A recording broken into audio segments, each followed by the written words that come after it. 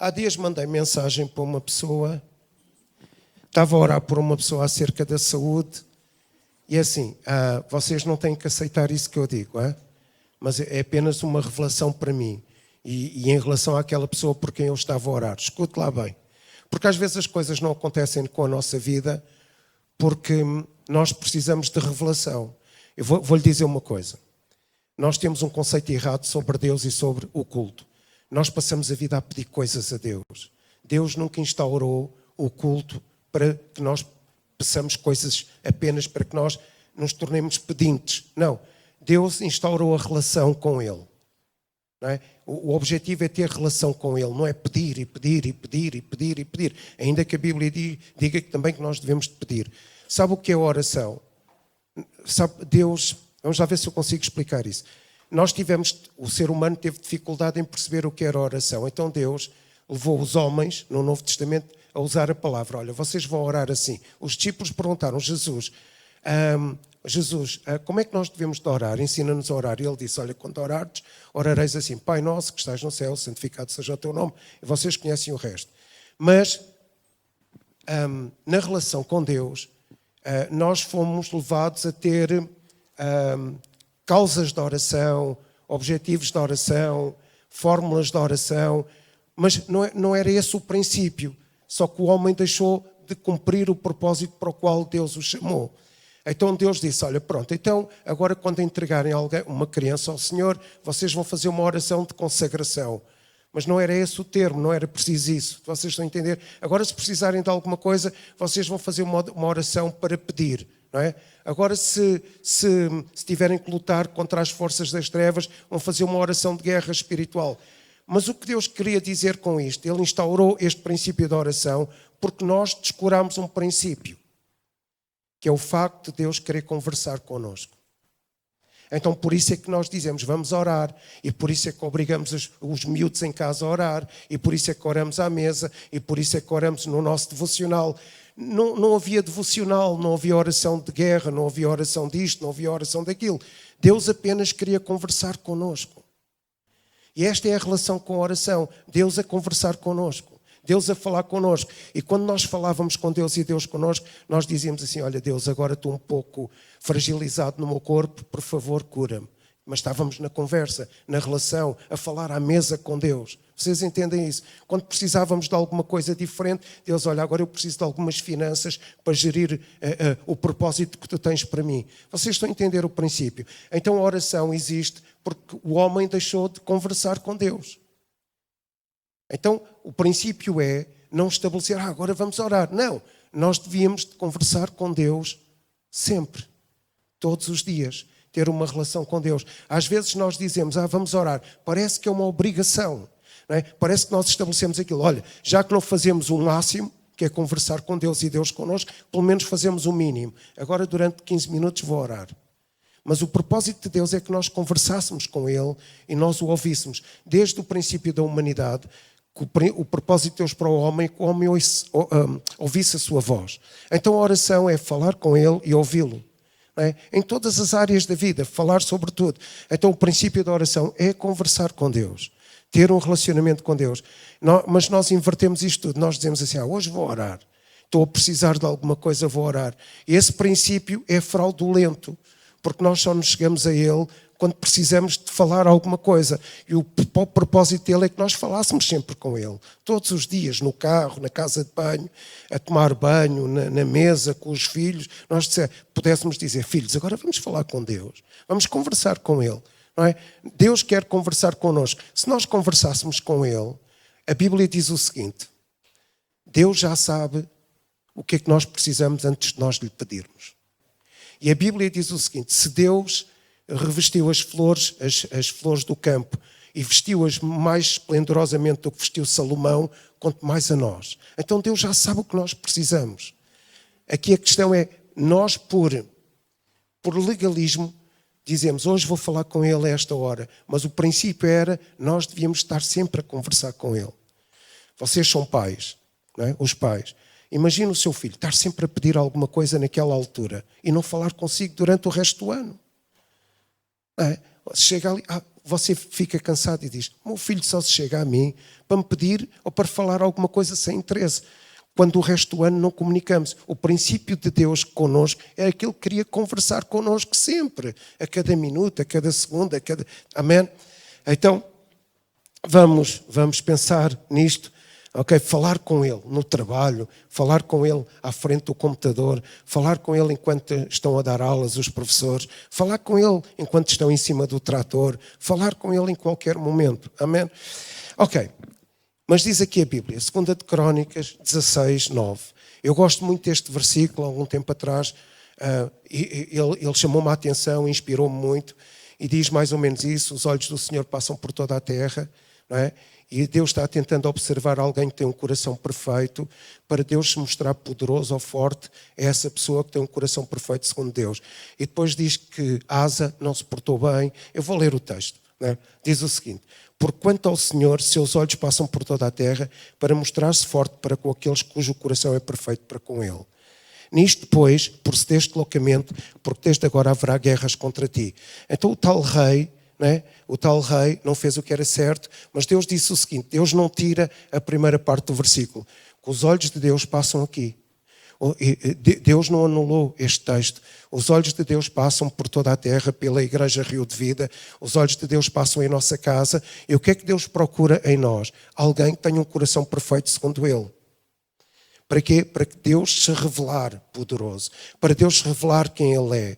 Não é? Nós, quando temos uma relação com Deus, estamos sempre à espera do que é que Deus nos pode dar. E Deus está sempre no intuito, na perspectiva de se revelar quem Ele é. É diferente. Quando Ele se revela quem Ele é, nós sabemos o que Ele tem para nós. Então, diz a Bíblia, não é? Agora você está aí sentado num lugar, imagina os olhos de Deus. Estão aqui. Os olhos do Espírito Santo estão aqui. E o Espírito Santo está à procura. E quando eu estava a estudar esta mensagem durante esta semana, e mesmo esta noite pensei nela, e até vou pregar de uma forma diferente, porque esta noite passei a noite a pensar nisto. Eu estou a imaginar os olhos do Espírito Santo aqui, a tentar alcançar alguém que tem um coração perfeito, segundo Deus, para que Deus se manifeste na plenitude para essa pessoa. Deus quer dizer: olha, eu estou aqui, eu sou assim. Tu podes me entender, eu posso te revelar quem eu sou, posso revelar quem tu és. Amém? Então Deus tem esta... Nós temos uma ideia errada acerca do culto e acerca de Deus. Temos sempre a ideia que Deus nos dá coisas, quando a perspectiva é Deus revelar quem Ele é. E Deus nos revelar a nós quem nós somos. Não dar coisas. Não viver na relação com Deus por interesse, mas viver na relação com Deus pela comunhão.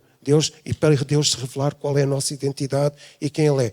Então escute, eu sei que esta mensagem é para algumas pessoas que estão aqui em particular. O Espírito Santo falou isso. Então os olhos de Deus estão aqui. E os olhos de Deus estão à procura de alguém que tem um coração perfeito. Segundo Deus. Para que Deus se revele quem Ele é poderosamente. Amém? Para que Deus se revele na plenitude. Deus tem uma paixão de se revelar a nós, dizer: olha, fulano de tal, eu sou assim, eu sou este que tu precisas de relacionamento comigo, eu sou assim. Então, eu quero ler outro texto, porque depois vocês perguntam: o que é alguém com um coração perfeito? Não é? O que é uma pessoa com um coração perfeito? Eu vou ler um texto em 1 de Samuel 16, 18. Obrigado, João. Então, pergunto lá à pessoa que está ao seu lado: o que é para Deus alguém com um coração perfeito?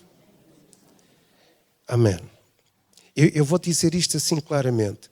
Deus está tão interessado hoje em se revelar a algumas pessoas em particular, a todos em geral, mas a algumas pessoas em particular. E Deus está a querer revelar-se a alguém que tem um coração perfeito. E você diz o seguinte: se nós formos honestos e soubermos quem nós somos, nós dizemos assim: então não sou eu, porque eu faço tanta coisa errada, eu moralmente, em termos de justiça, faço tanta coisa errada, então eu não tenho um coração perfeito. Mas aqui o termo é um coração perfeito segundo Deus. Segundo Deus. Então, qualquer pessoa aqui pode ter um coração perfeito. Amém? Qualquer pessoa aqui pode ter. Deus, os seus olhos passam aqui e Deus está a tentar perceber quem é que está interessado em revelar esse coração perfeito. Amém?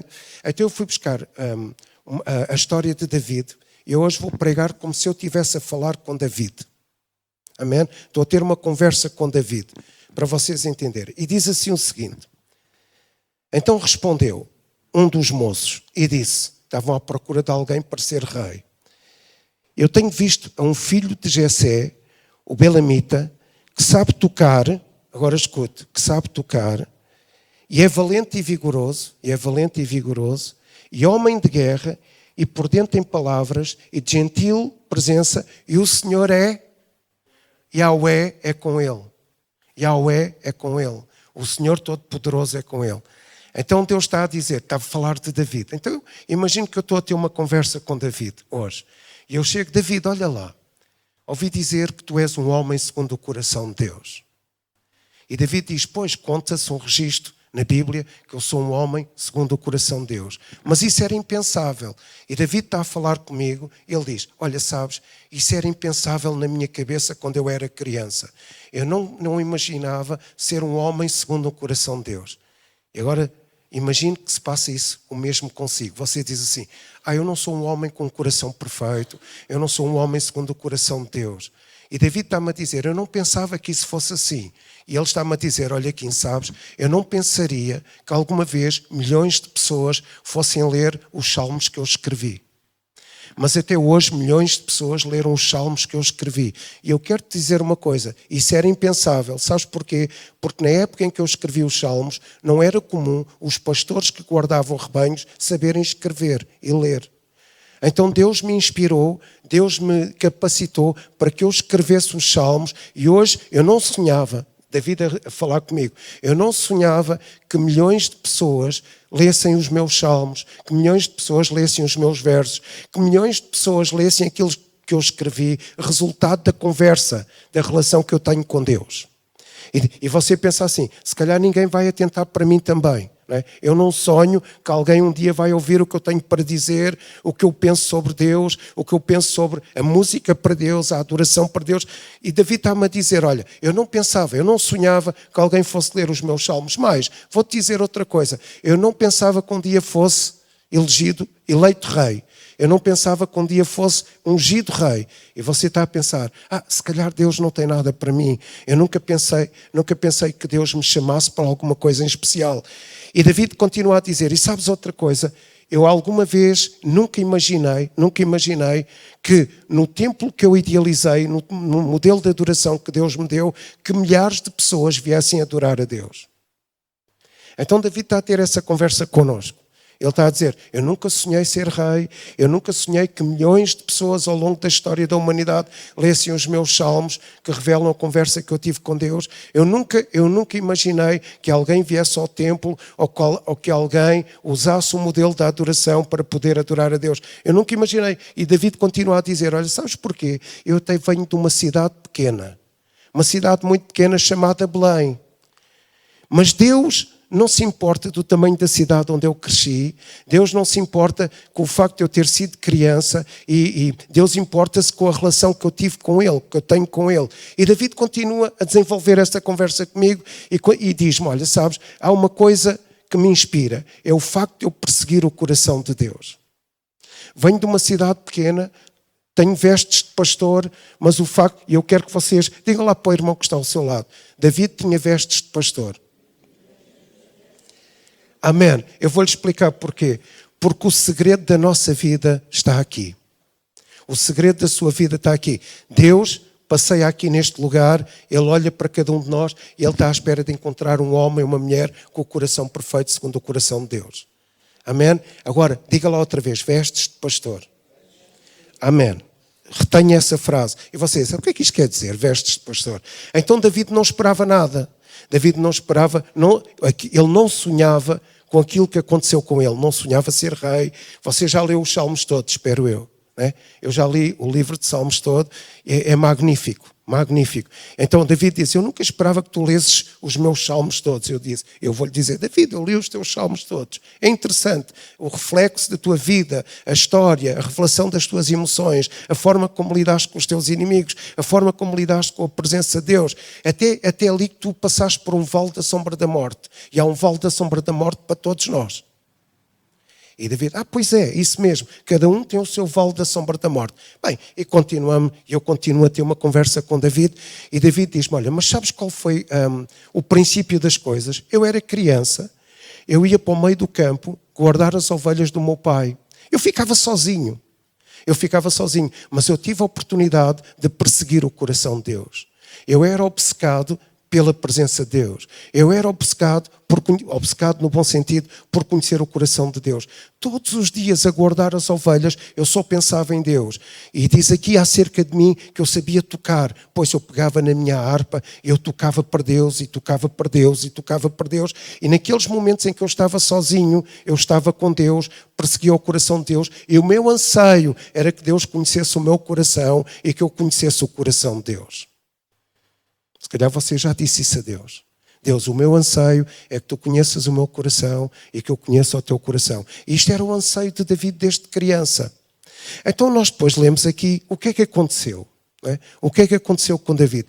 E David vai explicar. Olha ali no texto, diz que eu sou corajoso. Há uma versão na vossa Bíblia que diz que eu sou astuto, outra versão diz que eu sou ousado, outra versão diz que eu sou valente, homem valente. Eu vou-te dizer uma coisa, Kim. Eu, de facto, uma das características na minha vida é que eu era um homem valente.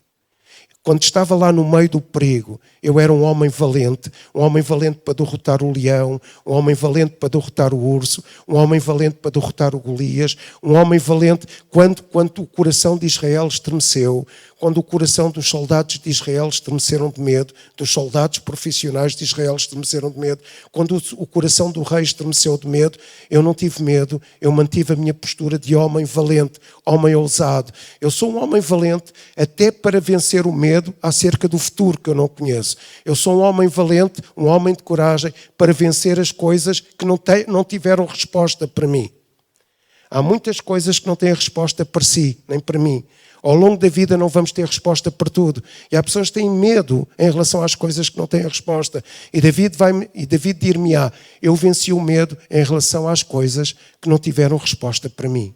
Eu venci o medo em relação às vicissitudes. Eu venci o medo em relação às adversidades. Eu até venci o medo quando estava sozinho com o rebanho. Eu venci o medo em todas as circunstâncias da vida. Então, David era um homem corajoso. E David dir-me-á, sabes o que é um homem com um coração perfeito? Não é um homem perfeito. E David irá dizer-me, eu fiz tudo o que era errado. Fiz muita coisa errada moralmente, mas Deus decidiu que eu tinha um coração segundo o seu coração. Olha, uma das características que estava no meu coração era coragem. Diga lá à pessoa que está ao seu lado, coragem.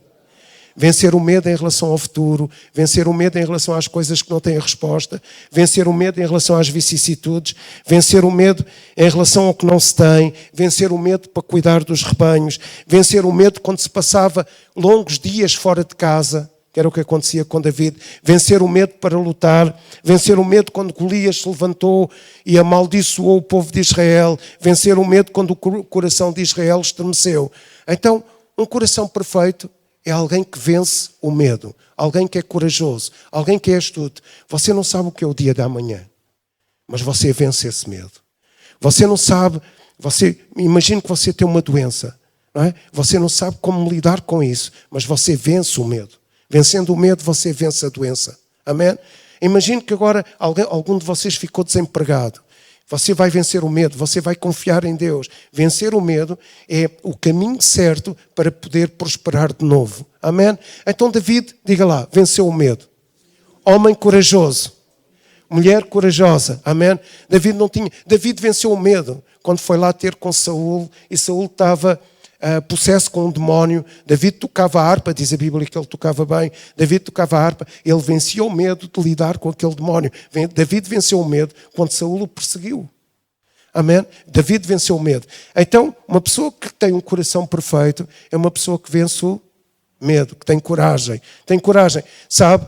Ter coragem. Escute, a principal coragem para todos nós não é vencer o Golias. A principal coragem para todos nós é quando Deus nos chama para fazer alguma coisa, nós temos coragem para fazer a vontade de Deus. Amém? Vencer o Golias é fácil, vencer o leão é fácil, vencer o urso é fácil, vencer o Saul é fácil. O mais difícil, vencer aquilo que nós não conhecemos em relação ao futuro é fácil. O mais difícil de vencer, ter coragem para realizar, é dizer: Deus, eu estou aqui para fazer aquilo para o qual tu me chamaste. Eu tenho medo, mas eu vou vencer este medo. Eu tenho coragem de fazer aquilo para o qual tu me chamaste. Eu sei que isto está a falar com alguém esta manhã aqui. Então, primeira condição, vencer o medo. Depois diz que David era um homem de guerra. Amém? E esta palavra, David vai continuar a falar connosco. Né? Ele diz: olha, sabes, eu era um homem de guerra, mas eu continuava a ter as vestes de pastor. Continua, pastor. Vocês vão perceber porque é que eu quero chegar ao fim com as vestes de pastor. Porque é a única coisa que nos dificulta de ser um homem segundo o coração de Deus. Não há outra coisa, não são os nossos erros. Então David diz o seguinte: olha, eu era um homem de guerra. Sabes o que é que isto quer dizer? Eu era responsável. Porque qualquer soldado, qualquer homem de guerra é determinado e responsável. Então eu fui responsável. Fui responsável quando a crise veio a Israel. Fui responsável quando eu era o menor da minha casa e tinha que cuidar dos rebanhos. Eu era responsável a cuidar dos rebanhos do meu pai. Eu fui responsável em todas as áreas do serviço. Eu fui responsável em todas as áreas da vida. E agora escute, nunca me vitimizei. Diga lá, nunca me vitimizei. E quando, diga lá comigo, quando David está a falar connosco e David diz assim: quando chegou um problema, eu não me vitimizei. Eu assumi a responsabilidade. Amém? Porque há pessoas quando o problema chega: ai de mim, ai que eu não consigo, ai a vida é tão difícil. David disse: eu sou um homem de guerra. Quando surge um problema, eu não vou me vitimizar, eu vou vencer o problema, eu vou me responsabilizar. Então David se responsabilizou para ser o filho mais novo. David se responsabilizou por guardar bem os rebanhos de seu pai. David se responsabilizou por enfrentar o Golias quando ninguém o queria fazer. David se responsabilizou para assumir o papel de rei. David se responsabilizou para assumir o papel de sacerdote. David se responsabilizou para não matar o Saul quando ele podia matar o Saul. Por isso é que David era um homem íntegro. Ele tinha a oportunidade de salvaguardar os seus interesses e ser rei logo. Ele disse: não, eu sou um homem de guerra, sou um homem responsável, não vou matar o Saul, sou um homem responsável. Quando Deus me quiser dar o reino, dar-me-á o reino. Então você é uma pessoa responsável. Diga lá: eu sou uma pessoa de coragem. Eu sou um homem de guerra. Amém? Eu sou uma pessoa responsável. Diga lá: sou uma pessoa responsável. David era responsável pela adoração a Deus. David era responsável por buscar o coração de Deus. David era responsável por gerir aquilo que a família não queria gerir. David era responsável. Cada problema para David o responsabilizou ainda mais. Porque David percebeu uma coisa: ele não foi gerado na carne, ele foi gerado no espírito. Sabe qual é o problema nosso? É que nós, quando fazemos alguma coisa para Deus, em função dos outros, muitas vezes nós fazemos-lo de acordo com a nossa capacidade, de acordo com a nossa carne, com a nossa experiência, com o nosso know-how. E nós dizemos: eu isto sou capaz de fazer. David fez tudo não segundo a carne. Sabe porquê que não segundo a carne? Porque a Bíblia diz: o que é gerado da carne não se aproveita para coisa nenhuma do Espírito. Só o que é gerado do Espírito. Então David foi gerado no... Nós somos gerados no... Por isso temos a responsabilidade de gerar coisas no Espírito. Amém? Deixa o Espírito de Deus falar ao seu coração. Então David, ele era um homem de guerra. Ele se responsabilizou em todas as áreas da vida. Os problemas não eram problemas. Eu vou dizer uma coisa para os irmãos. Quem tem aqui problemas? Tenho uma grande novidade para si. Você tem um problema. E você age em fé em relação a esse problema. Logo mais Deus permite que venha outro problema maior. Porque você já venceu aquele problema com o nível da sua fé. E vem outro problema maior.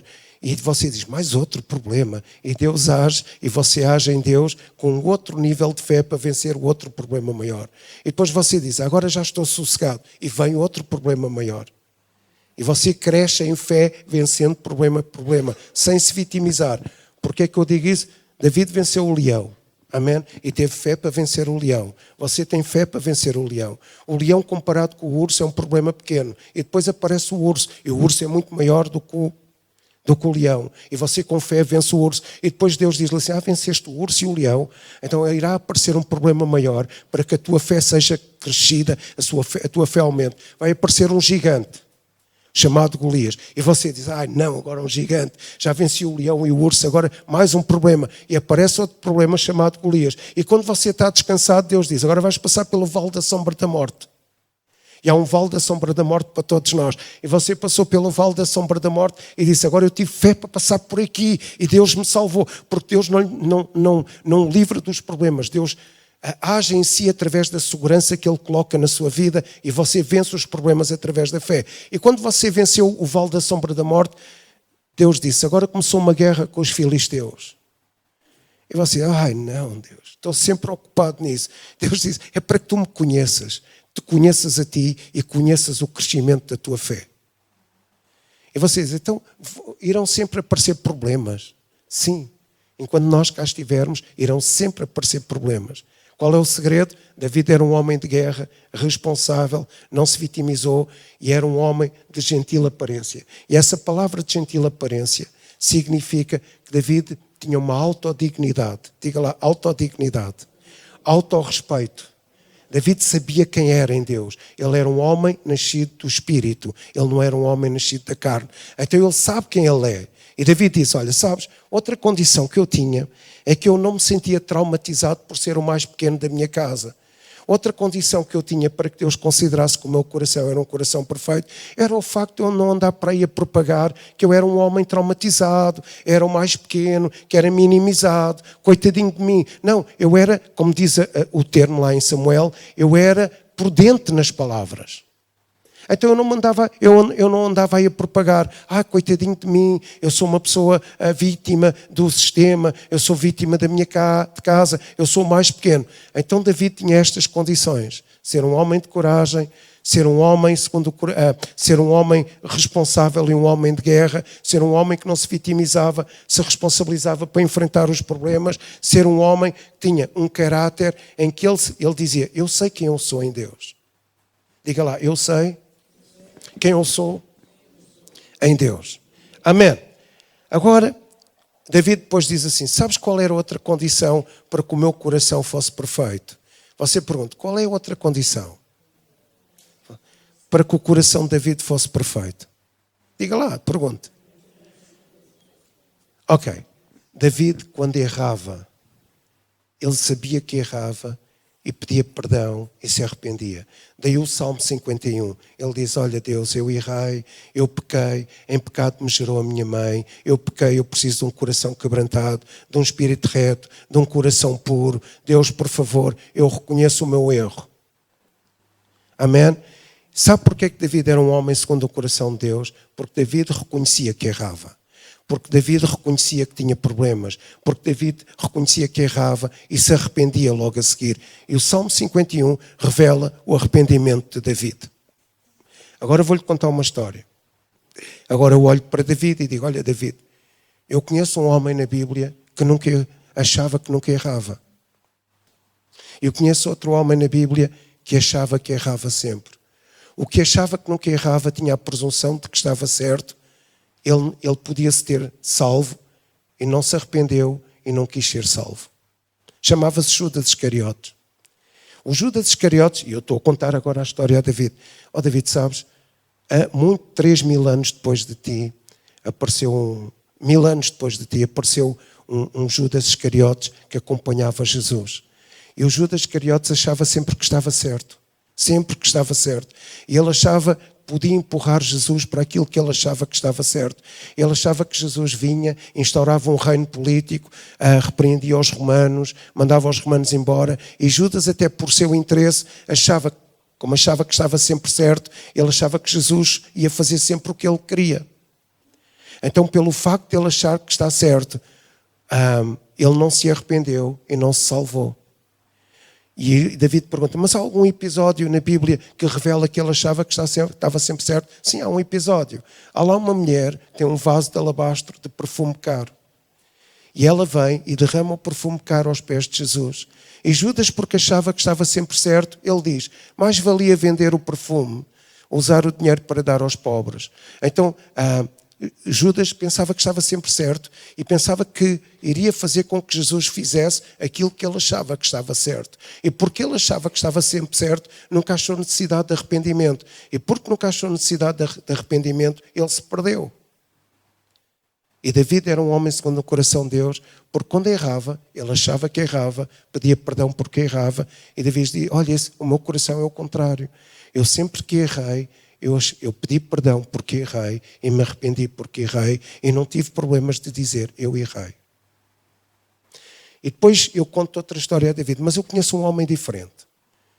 Eu conheço um homem chamado Pedro, Simão, diferente de Judas, cometeu erros, traiu Jesus, negou Jesus diversas vezes, mas dizia coisas que parece que eram descabidas, dizia tudo o que lhe vinha à boca, mas ele reconhecia que estava errado, e porque ele reconhecia que estava errado, ele se arrependia dos seus erros, e por isso é que Pedro teve a vantagem de servir Jesus como serviu, porque se arrependeu, e através do arrependimento Deus o usou muito. Então a Bíblia diz, e vou dizer a David, sabes o que é que a Bíblia diz agora? Que Deus dá graça aos humildes e resiste aos soberbos. Então David começa-me a dizer, olha, sou um homem de coragem, como diz a Bíblia, sou um homem de guerra, responsável, sou um homem com uma aparência gentil, autodisciplina, autodignidade, autorrespeito, sou um homem adorador, que busco Deus e busco Deus e busco Deus. Mas eu também sou um homem que reconhece os seus erros. Eu também sou um homem que reconhece os seus erros e se arrepende. Então, e David... E esta era a condição, uma das condições de David para ser um homem segundo o coração de Deus. Amém? Diga lá, reconhecer os erros. Arrependimento. Amém? E na relação de David com Deus, há três coisas interessantes. Ele adorava, porque diz que ele era bom músico, ele tocava, ele adorava, ele passava os dias a adorar a Deus, ele adorava, e a adoração significa que David queria conhecer Deus. David queria conhecer Deus. David queria conhecer Deus. Ele adorava, mas ele tinha comunhão com Deus. Diga lá, comunhão. Sabe porquê? Porque nós às vezes adoramos, mas não temos comunhão com Deus. Então diga lá assim para mim. Pergunta lá a David... Pergunta lá a David, quais eram as três coisas básicas da vida de David? Adorar. Diga lá, adorar. Adorar era a parte básica da vida de David. Ele queria conhecer quem Deus era. Depois ele queria ter comunhão com Deus. E sabe, quando ele tinha comunhão com Deus, ele sabia quem Deus era e sabia quem ele era em Deus. E depois ele adorava, tinha comunhão com Deus e tinha revelação. Diga lá, revelação. Se a nossa vida não tiver estas três coisas, nós não temos aquela relação com Deus como devemos ter. Adoração para conhecer quem Deus é, comunhão para conhecer quem nós somos em Deus e revelação. E David teve revelação de questões que só mais tarde foram reproduzidas na história da humanidade. David teve revelação da redenção. Diga lá, redenção. Então David continua a contar a história para mim e diz, sabes, eu adorava a Deus para perceber quem Deus é.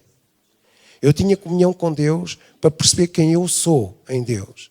E eu tinha revelação para perceber quem eu sou, quem Deus é e quem a humanidade é. E a revelação, e David depois, sabes, vocês hoje falam acerca do Messias que vocês adoram. Eu 1000 anos antes tive revelação de quem era o Messias. Porquê? Porque eu adorava a Deus, queria saber quem Deus era, porque eu tinha comunhão com Deus, porque queria saber quem eu era e porque eu, querendo saber quem eu era, eu sabia o que Deus tinha para a humanidade. Revelação. Amém? Então, várias coisas que fazem a pessoa ter um coração perfeito para com Deus. Coragem, ser responsável, ser um homem de guerra, ter uma aparência gentil, ou seja, ter autodignidade, autorrespeito, saber que foi gerado no Espírito, ter palavras prudentes, não se vitimizar, nem se sentir traumatizado com coisa nenhuma, e ser um adorador e reconhecer que erra e precisa de arrependimento. Mas depois há aqui uma coisa que... E David diz assim, olha, isto tudo tem a ver com o que eu sinto em relação ao facto de eu ter um coração perfeito. E Deus passa sobre a terra e procura alguém que tem um coração perfeito. E estas coisas todas são indícios de alguém que tem um coração perfeito. Estas coisas todas. Principalmente aquela que a pessoa erra e reconhece que errou. E só Judas teve a presunção que estava certo. Por isso nunca se arrependeu. E quem tem a presunção que está certo sempre nunca se arrepende. E Judas podia ter se arrependido e ter sido salvo. Mas por fim, o que é que estragou em certos momentos esta questão de David? O que é que invalidou David naquela altura? Naquela altura eu penso que Deus não olhou para ele como um homem com um coração perfeito. E Deus aí retirou os seus olhos de David. David foi ungido. David cantava, guardava os rebanhos do pai com vestes de pastor. Amém? David venceu o leão com vestes de... David venceu o urso com vestes de... David venceu o Golias com vestes de... David foi ungido rei por Samuel com vestes de... David fugiu de Saul com vestes de... David passou pelo vale da sombra da morte com vestes de... Mas um dia David decidiu adulterar a sua identidade. E este é que é o grande problema nosso. Nós podemos ser todos homens segundo o coração de Deus e ter um coração perfeito. E um dia David, que era rei e sacerdote também, mas fundamentalmente a identidade de David era ser pastor. E Deus chamou David para pastorear Israel. Está bem que Samuel ungiu o rei, está bem que ele se constituiu sacerdote, mas David era pastor. Em todos os tempos da sua vida, ele usou as vestes da sua identidade, pastor. E um dia, ele quis ignorar a sua identidade e diz que no tempo em que os reis deviam de ir à guerra, David ficou no palácio. Então Deus ungiu David rei também para lhe facultar essa possibilidade de ele vencer as batalhas. Mas a condição de David era ser, a sua identidade era ser. E no dia em que ele violou a sua identidade, eu creio que Deus tirou os olhos de David. David naquela altura deixou de ter um coração perfeito e David matou o seu melhor general. Então, quando nós violamos a nossa identidade, quando nós adulteramos a nossa identidade, há sempre alguém que morre ao nosso lado. Quando nós violamos a nossa identidade, a nossa casa sofre. Quando nós violamos a nossa identidade, aquilo que Deus tem para nós morre. Quando nós violamos a nossa identidade, até as nossas orações não têm vida. Quando nós violamos a nossa identidade, alguma coisa sofre ao nosso redor. David era constituído pastor para pastorear Israel e ele manda matar uma ovelha. E sabe, David fantasiou-se de rei, adulterando a sua identidade. Quando ele vai para vencer o Golias, Saul diz-lhe assim: olha, tenho aqui uma roupa para ti, a minha roupa de rei. Tenho aqui a minha armadura de rei. E David diz: eu não vou vencer o Golias com uma armadura de rei. Eu vou vencer o Golias com as vestes de... que é a minha identidade. Você só vence as circunstâncias, você só vence o vale da sombra da morte, você só vence o leão, você só vence o urso, você só tem coragem para fazer aquilo para o qual Deus o chamou, se você mantiver a sua identidade intacta. E David se fantasiou de outra coisa qualquer. Quando nós nos fantasiamos, nós deixamos de ter um coração perfeito, segundo Deus. E Deus anda à procura de alguém com um coração perfeito. Como é que foi restituído a identidade a David? E quando nós violamos a nossa identidade, podemos ter coragem, podemos ter responsabilidade, podemos ser homens de guerra, até podemos ser adoradores, podemos reconhecer que erramos, mas quando violamos a nossa identidade, nada disso serve. Nada dessas coisas servem para ter um coração perfeito. Então, David adulterou a sua identidade e porque adulterou a sua identidade, matou alguém e magoou outra pessoa, Betseba, e teve que vir Natã. E Natã começa-lhe a contar uma história para restaurar David à sua identidade. E David está a contar essa história para nós. Eu adulterei a minha identidade. Em todas as questões da minha vida, a minha identidade era ser pastor. Quando venci o leão, o urso, o Golias, o vale da sombra da morte, Saul, eu era pastor. Mas um dia eu estava lá no palácio e eu desisti de ser pastor, de pastorear Urias e de pastorear Betseba. Eu desisti da minha identidade e alguma coisa morreu. Mandei matar o meu melhor general. E então veio Natã, um profeta. E Natã começa-me a contar uma história acerca de pastores. E Natã começa a dizer, olha, sabes, David, havia um pastor muito rico que tinha muitas ovelhas. E havia um pastor muito pobre que só tinha uma ovelha. E David diz-me, e o pastor muito rico ficou com a ovelha do pastor muito pobre. E David, mas quem é esse homem que eu dou cabo dele? E Natã disse, esse homem és tu. Esse homem és tu. E então David cai, não é? David cai na consciência de que de facto adulterou a sua identidade. E quando David cai na consciência, David diz, então eu tenho que voltar a vestir as vestes de pastor. Então o que é que nos impede de realizar o que Deus tem por nós?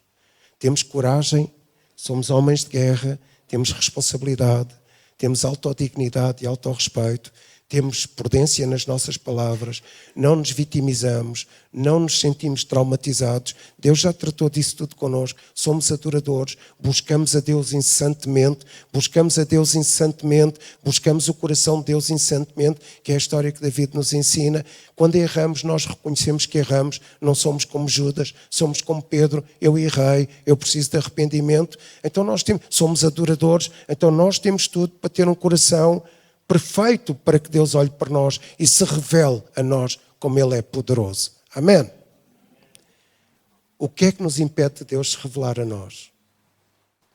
Quando nós adulteramos a nossa identidade. Amém? Eu não sei qual é a sua identidade em Cristo. Amém? Eu não sei qual é a sua identidade. Eu vou terminar. Hoje é dia de restauração da nossa verdadeira identidade. Às vezes estamos a fazer coisas vestidos de outra coisa qualquer. Estamos a vencer batalhas com a armadura que não é nossa. Estamos a vencer batalhas, a tentar vencer batalhas com a identidade que não é nossa. Qual é a nossa identidade? Então, foi preciso um profeta chegar e dizer, olha David, tenho uma coisa para te dizer. Vou-te contar uma história de pastores. E porquê uma história de pastores? Porque a identidade que David precisava de recuperar era a identidade de pastor. Então muita coisa falha em nós. Não porque nós não sejamos pessoas de coragem, responsáveis, etc, etc. Muita coisa falha em nós quando nós trocamos a nossa identidade. Amém? Então eu quero deixar-vos com esta mensagem hoje. Qual é a nossa identidade? Aquele que é nascido da carne para nada aproveita no espírito. Sabe, vou lançar um desafio. Os filhos da carne não herdarão coisa nenhuma. Todos nós nascemos da carne, mas pela carne não herdaremos coisa nenhuma do reino dos céus. Nós precisamos do espírito de adoção que nos faz clamar Abba Pai. Então a nossa verdadeira identidade é a identidade de filhos. E há tanta gente a fazer coisas com uma identidade de escravo. Fazer coisas escravo do tempo, escravo dos dons, escravo da opinião dos outros, escravo do seu medo, escravo da sua incapacidade, escravo disto, escravo daquilo. Que de facto Deus restitua a nossa verdadeira identidade hoje.